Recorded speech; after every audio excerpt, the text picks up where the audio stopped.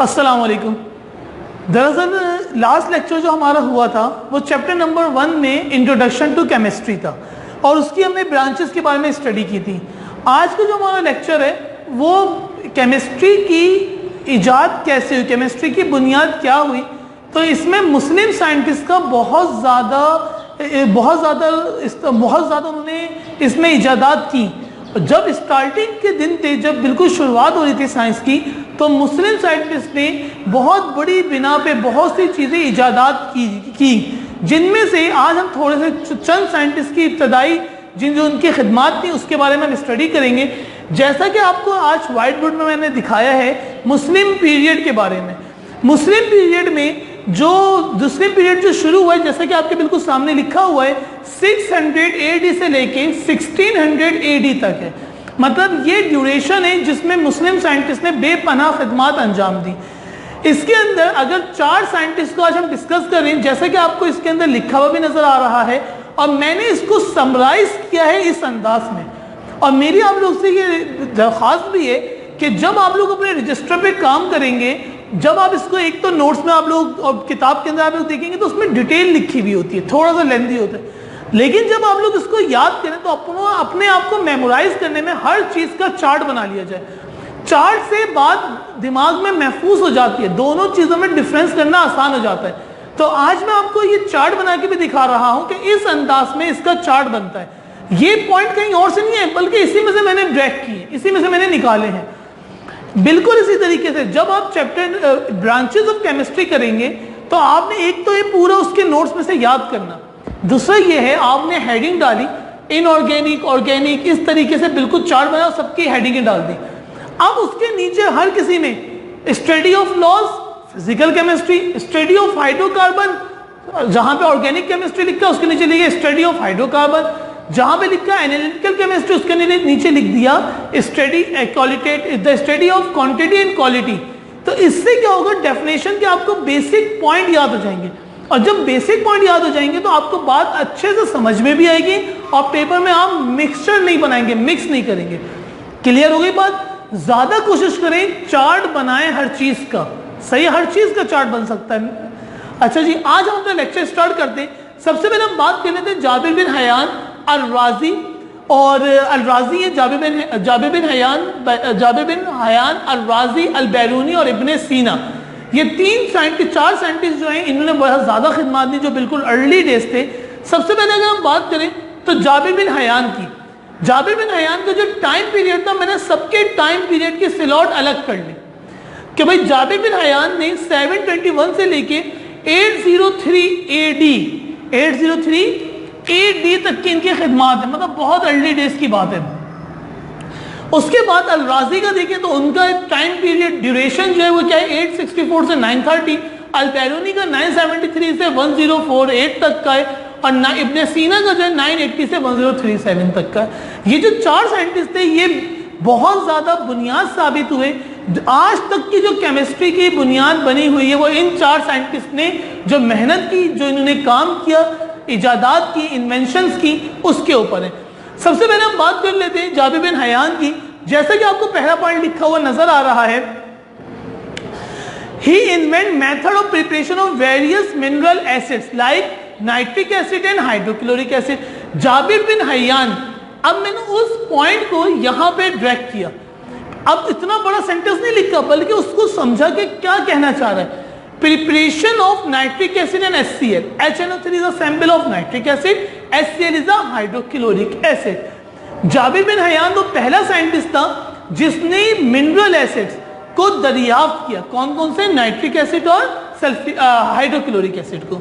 दूसरा जो इसका पॉइंट है वो क्या है, he also developed method for extraction of methods from ores and dyeing cloth.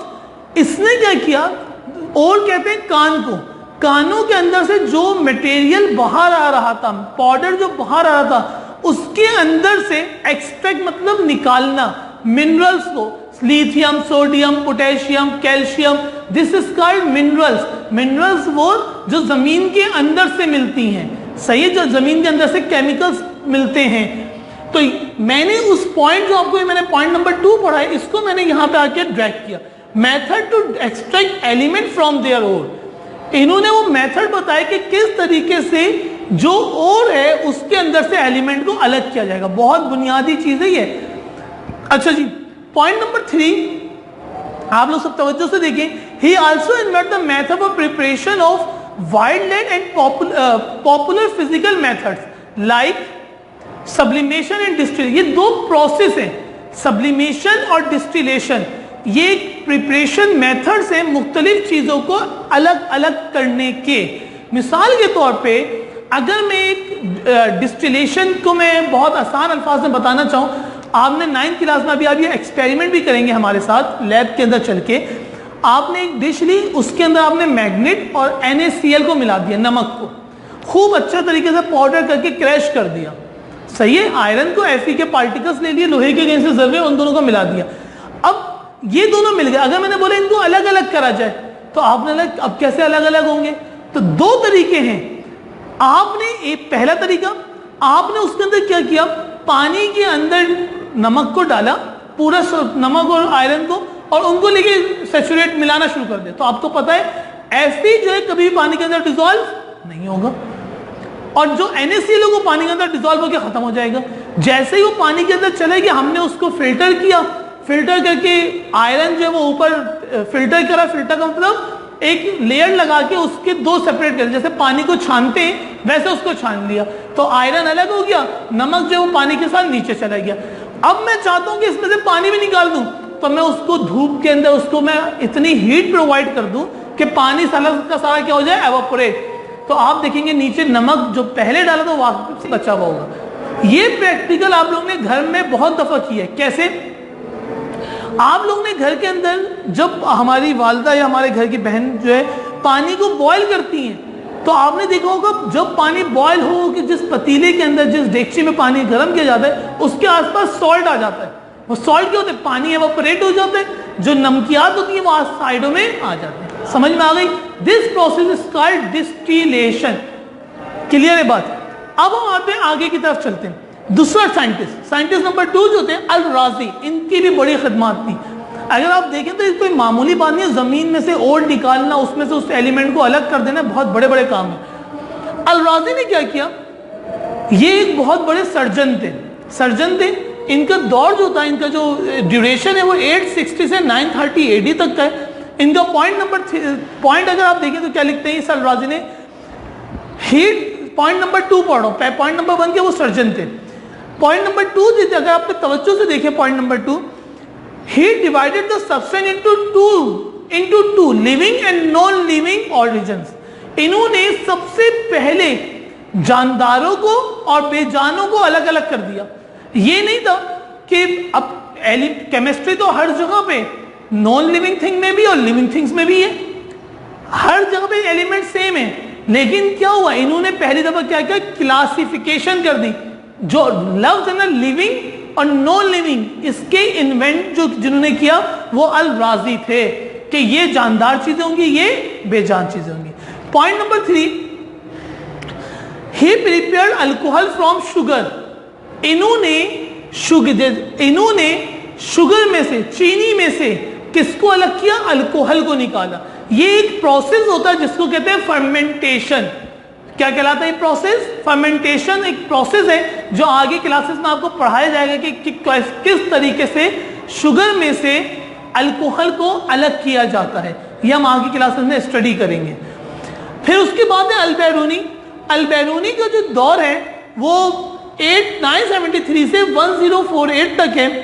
इन्होंने पॉइंट नंबर 1 अगर आप देखें तो इन्होंने in the field of chemistry he determine the density of different substances. इन्होंने मुख्तलिफ चीजों की डेंसिटी मालूम करी। ये एक्सपेरिमेंट भी हम आपको लैब के अंदर करवाएंगे। लैब के अंदर हम आपको एक RT बोतल देते हैं, आप हम जाएंगे तो हम आपको वहां पे दिखाएंगे कि डेंसिटी कैसे मालूम की जाती है फिजिकली तौर पे। सही है? तो इन्होंने डेंसिटी पहली दफा मालूम करके बताई। पॉइंट नंबर 2 है first time he measure the circumferences of earth. ये लफ्ज जो लिखा है ना सर्कमफ्रेंसेस, सर्कमफ्रेंस क्या होता है?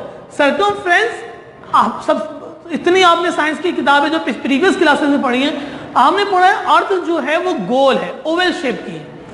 अगर मैं इसको समझाने के लिए आपको समझाऊं, ये अर्थ का ऐसा कुछ शेप है, अगर मैं इस सिरे से इसका अगर मैं यहां से लेके यहां तक की पूरी लेंथ मालूम कर लूं, this is called circumference. Circumference के पूरे गोलाई की लेंथ यूं पूरा पकड़ के इसको घुमा दिया जाए, इसको क्या कहते हैं? सर्कमफ्रेंस। तो ये पहले साइंटिस्ट थे जिन्होंने कैलकुलेट किया क्या चीज? अर्थ का सर्कमफ्रेंस को, सही है। और लॉन्गिट्यूड और एल्टीट्यूड भी इसी के अंदर ही आ जाते हैं, जो पॉइंट नंबर 3 लिखा हुआ है। इसके बाद जो है इब्ने सीना, द लास्ट साइंटिस्ट इज इब्ने सीना। इब्ने सीना ने अबाउट 700 ड्रग्स को जो है इन्वेंट किया, इजाद किया। लोग बीमार हो रहे थे, लोगों के पास पता नहीं था कि इसका इलाज किस चीज में कैसे क्या, तो ये वो पहले साइंटिस्ट थे जिन्होंने दवाई की बुनियाद रखी कि इसकी जगह पे आप ये चीज खाएं। दवाई जो अभी तक हम लोग ड्रग्स इस्तेमाल करते हैं, इसके जो फाउंडर हैं वो इब्ने सीना थे, सही है। Point number 2, he was the first chemist who reject the idea of any base matter could be converted into gold। पहले जमाने में ये होता था कि किसी भी चीज को गोल्ड में कन्वर्ट कर दिया जाता था, लेकिन ये पहले साइंटिस्ट ने ऐसा नहीं हो सकता, ये मुमकिन नहीं। गोल्ड अलग चीज है, बाकी चीजें मेटल जो अलग चीज है। He wrote more than 100 books, इन्होंने 100 से ज्यादा किताबें लिखी हैं, and on different subjects related to the science, जो मुख्तलिफ साइंस के सब्जेक्ट से रिलेट करती हैं।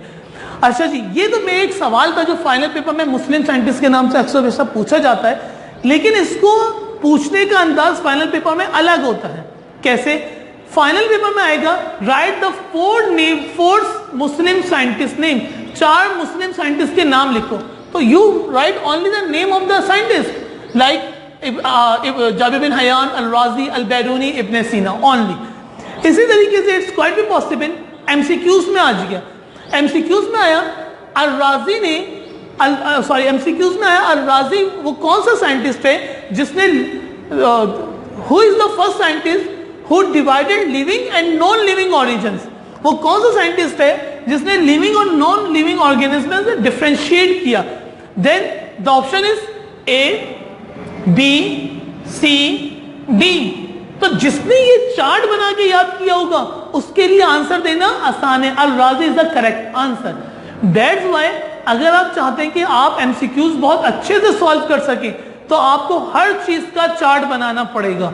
अब आखिरी में थोड़ा सा मैं प्रीवियस लेक्चर के बारे में बताना चाह रहा था कि फाइनल पेपर में बाज़ औक़ात पूछा जाता है कि for example this is called analytical chemistry,